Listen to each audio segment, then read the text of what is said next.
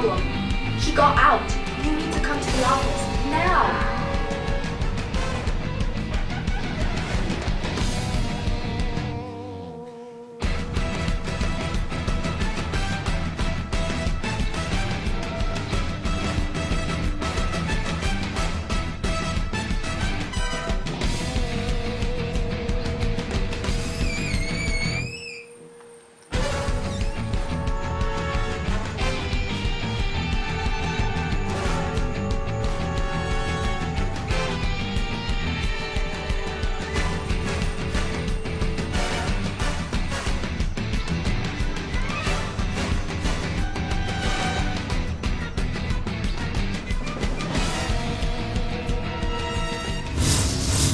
Coming up on this episode of Aftershock, Alex highlighted the upcoming changes to the SAT. Mia baked some treats for a special guest. And Luca got down to the bottom of the mystery of the Florida man. What's up, Cypress Bay? I'm Oliver Sula. And I'm Alexa Podolsky, and Aftershock starts now.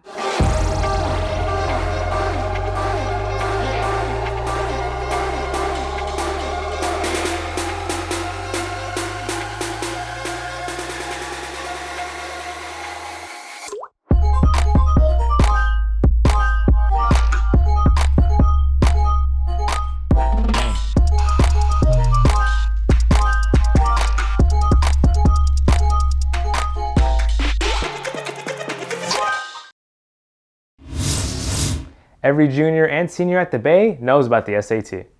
And some know about it a bit too well. Well, luckily, College Board is set to make some changes that is sure to cut down some prep time. As the COVID-19 pandemic continues to be viral, College Board has made some changes to their standardized testing. On Tuesday, January 19th, 2021, College Board announced that they are discontinuing the SAT essay and the SAT subject tests. But what exactly does this mean? Subject tests are specialized tests on specific material, and they're needed to apply to certain programs, like the chemistry program at Duke. SAT essays test your ability to analyze an excerpt and essentially just serve as another factor in the admissions process. It's a good thing that they're canceling them because it's just another test that doesn't really accurately represent how a student is in the classroom, because some kids are not as good test takers as others, and I think that there's other ways in the college admission process that can represent. However, some further questions have come up. Is it fair that former students needed to take these tests for college admissions? Does this add more student stress because an aspect of the admission process is taken away?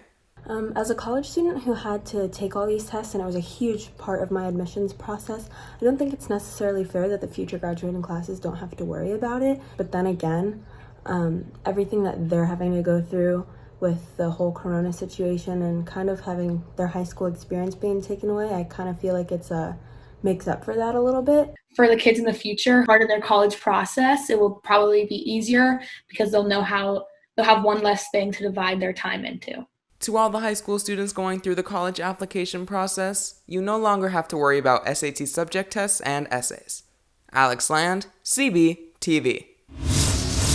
Hey guys, I'm Mia Batista, and on this episode of Teen Cuisine, or should I say,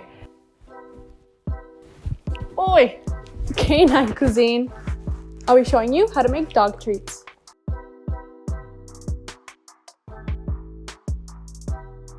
For this recipe, you'll need 1 cup of pumpkin puree, 2 eggs, 1/3 cup of peanut butter, 2 cups of flour, and half a teaspoon of cinnamon. Preheat your oven to 350. Then, in a large bowl, combine your pumpkin, eggs, and peanut butter. Stir that until it's completely combined. Next, add in your flour and cinnamon, stirring until it's just combined. Lightly flour a surface and then roll out your dough. Cut out your desired shapes out of the dough you just made and put them on a baking sheet. Bake for 20 to 40 minutes and then remove the treats from the oven. Let cool on a cooling rack and enjoy. Okay guys, now that that's done, let's see what the critic thinks. I'm Mia Batista, that's Lincoln, CBTV. With Joe Biden officially secured as the 46th president of the United States, he is already hard at work, signing an astounding 17 executive orders in his first day in office, more than the last 4 presidents combined. Biden's main goal with his executive orders was to tackle the current COVID crisis, with many among the list of executive orders signed being centered around or related to COVID-19, such as requiring masks in federal buildings. Biden hopes these acts will help to jumpstart his 100-day mask challenge to hopefully stop the spread. But COVID wasn't the only concern addressed within his executive orders. Biden also revoked some of past President Donald Trump's orders, removing the travel ban on a majority of Muslim countries and also stopping the construction of the border wall. A president's first 100 days in office can tell a lot about how their presidency will play out. And with so many actions already taken, it will be interesting to see what President Biden does next. Logan Seelig, CBTV. Larry King, a beloved talk show host on CNN, recently died after being hospitalized due to COVID-19. And after a long and successful career, it is important to highlight his contributions to journalism and the legacy he's leaving behind.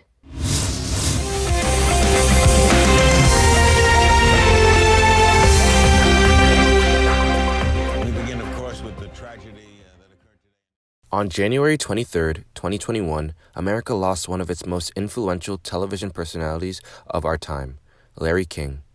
It has been revealed that Larry King had been hospitalized after testing positive for COVID-19 and later passed away at the age of 87. King, however, was a fighter, surviving several heart attacks, cancer, and worst of all, the loss of his 2 children. Larry King began his career in 1957 as a radio host, during a time in America in which, like now, was one of the highest points of racial division. With the civil rights movement in full swing, a then 23-year-old Lawrence Harvey Zeger was known as being honest and straightforward, something that America desperately needed. He legally changed his name to Larry King when the general manager claimed that his last name, Zeger, was too difficult to remember.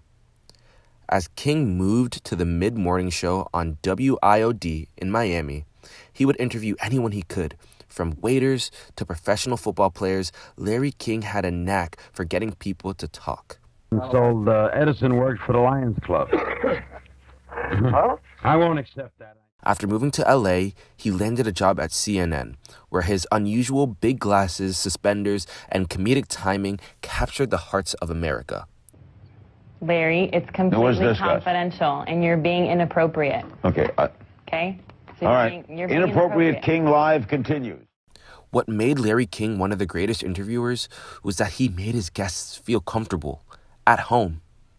With his swept-back hair, the jacketless King sat at his desk with his vintage microphone and, leaning forward, shoulders hunched, put a smile on the face of America. My audience, thank you. And instead of goodbye, how about so long? Sebastian Fish-Matherin, CBTV. Did you hear about the news lately? Yeah, another Florida man getting in trouble. Why do all the crazy crimes have to happen here? You know what? I'm not sure. Maybe Luca can help us out with this one. Threatening his family. You've all heard his name. The Florida man. Florida man. Florida man. Florida man. From Miami to Pensacola, this mysterious figure has graced the Sunshine State and much the world at large with his unusual antics. Tried to start a fire with spaghetti sauce. But who exactly is Florida man to begin with? It's no secret that Florida can be quite an interesting place to live. Its hot, humid weather is dreaded by locals, and the state has earned quite the nationwide reputation for its less than desirable backyard neighbors. But there's an extra component to this tropical concoction. In 1995, the government of Florida passed what is known as the Sunshine Act, allowing journalists and reporters to immediately get their hands on arrest information and public records that would normally be off limits in most states. This is what often leads to the more infamous Florida man headlines. A man ended a 4-hour SWAT standoff for a slice of pizza. But some experts say that there is more to the Florida man story than once thought. Florida's large and diverse population, coupled with the state's failing mental health funding, are believed to be major contributing factors to some of the crimes committed. Journalistic freedom? Hot weather? We may never know for sure. But one thing's for certain, Florida man will always be there for us. Luca Vieira, CBTV. Typically in music, a common thread that seems to appear is that each song has its own pattern, whether it be from pretty vocals or an established beat and sound. But then there's other kinds of music, like this.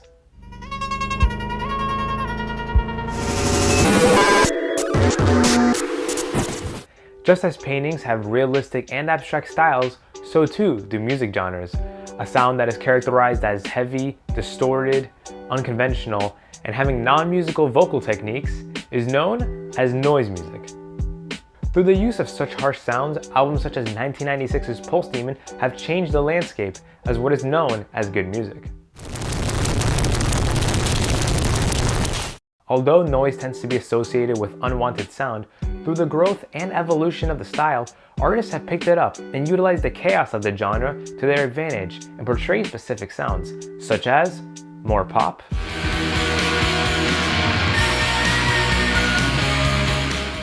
a more dark atmosphere, and even blend with hip-hop. Mammary glands heavy in the sky, blacked out. As unorthodox the sound of noise music may be, it is clear to see that it is a genre of music that you truly won't forget. Oliver Sula, CBTV. You would usually get this type of excitement only from something like the Super Bowl. So what is it this group is going so crazy for, you might ask? The stock market. Just the thought of between like Gen Z and millennials, just making a joke and buying out a stock, just buying literally hundreds and thousands of shares of this stock. r/Wall Street Bets is a stock market investing forum dedicated to selecting stocks they believe they can make a profit on and rallying members to invest in it. It is composed of mainly young people, and they have tried to create stock opportunities like this one in the past, but nothing has ever blown up as big as GameStop. These are just people in their 20s and maybe early 30s are just like, hey, we should just invest in this one stock. And then it just skyrockets. It's insane. After an organized plan to buy GameStop stock this week, its price has increased by over 700%, allowing some to even pay off enormous medical expenses. Large investing companies and hedge funds bet against the stock going up, pouring millions of dollars into research that did not pay off. All that these companies hope for now is a crash at the stock. However, the hype train doesn't seem to want to go anywhere anytime soon. Luis Rodriguez, CBTV. Here's Sebastian with sports.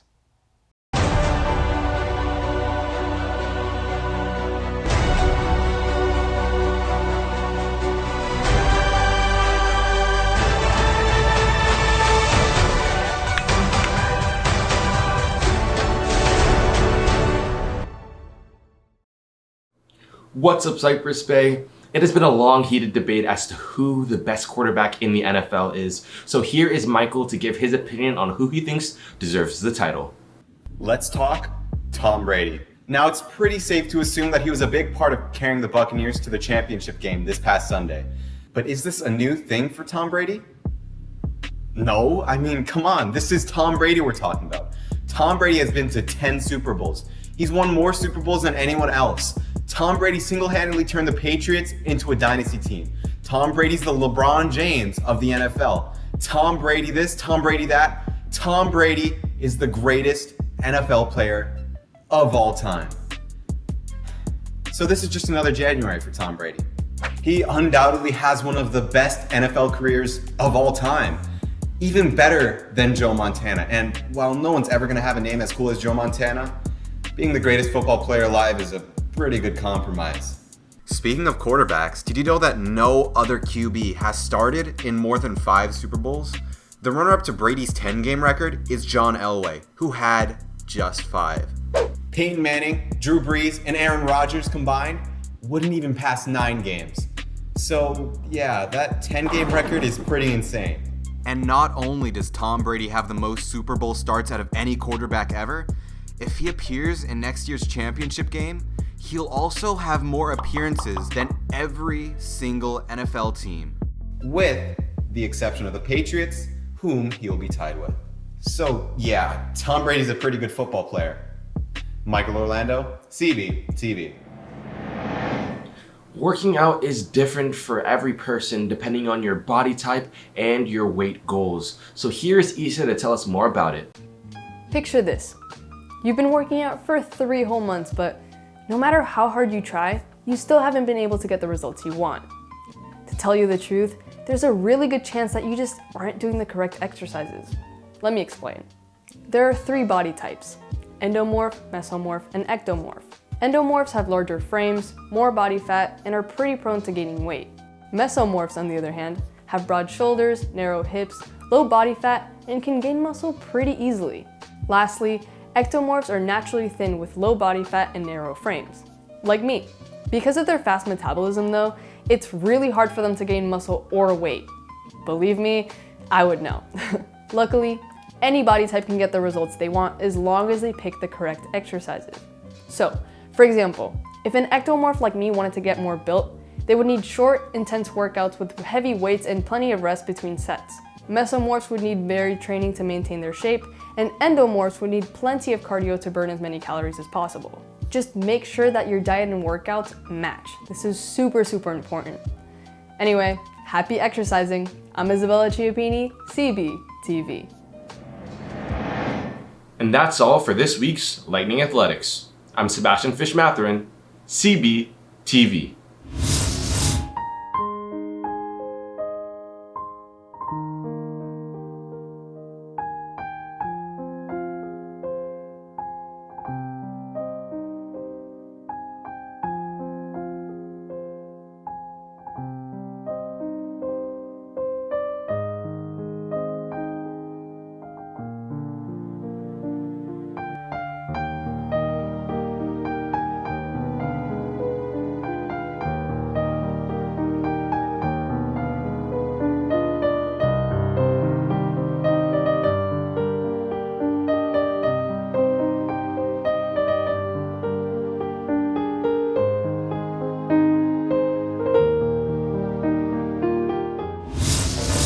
What's up, Cypress Bay, and welcome to another episode of Guess the Player. Except this time, I'm going to be asking my football friends who Broadway actors are. I've never seen this person in my entire life. I'm looking at the picture, looking dead in the camera, and be like, John F. Kennedy. Have to be clean, right? Like, no potty words. What? What? He looks like a great guy, honestly. I mean, I've never met him before. I'm going with Roger Stellar. I'm gonna go with James Dumbo. James because he looks like James Charles, and Dumbo because he has big ears. That is a really deep voice. Morgan Freeman. Is that Morgan Freeman? Morgan Freeman? Is it Morgan Freeman? I think it's Morgan Freeman. He's dripped out though, man. He got that sun tie and everything. It's not Morgan Freeman. The Evil Queen. She's so scary. She looks really scary. Is that Haley Steinfeld? Are you blind? Is Linda Manuel Miranda? She looks like she would be in Little Mermaid, but like not as Ariel, as like a fish. Lin-Manuel Miranda! That's him! Lin-Manuel Miranda. I'm gonna go with Andrew Phillips. Lin-Manuel Miranda. I feel bad that I was so confident about it, because then it makes it seem like I have nothing else to do besides look at pictures of Lin-Manuel Miranda. He really does. I thought it was Iron Man, but I think it's Andrew. I do, by the way. I don't look at pictures of Lin-Manuel Miranda. I was saying I do other things than I don't look at pictures of Lin-Manuel Miranda. Once quarantine's over, I'm gonna have to book these 3 a flight to New York. Nicole Borman, CBTV. That's all for this episode of Aftershock. If you want to watch previous episodes, be sure to check out our YouTube at Cypress Bay CBTV and follow us on all of our social medias. I'm Oliver Sula. And I'm Alexa Podolsky. Thanks for watching.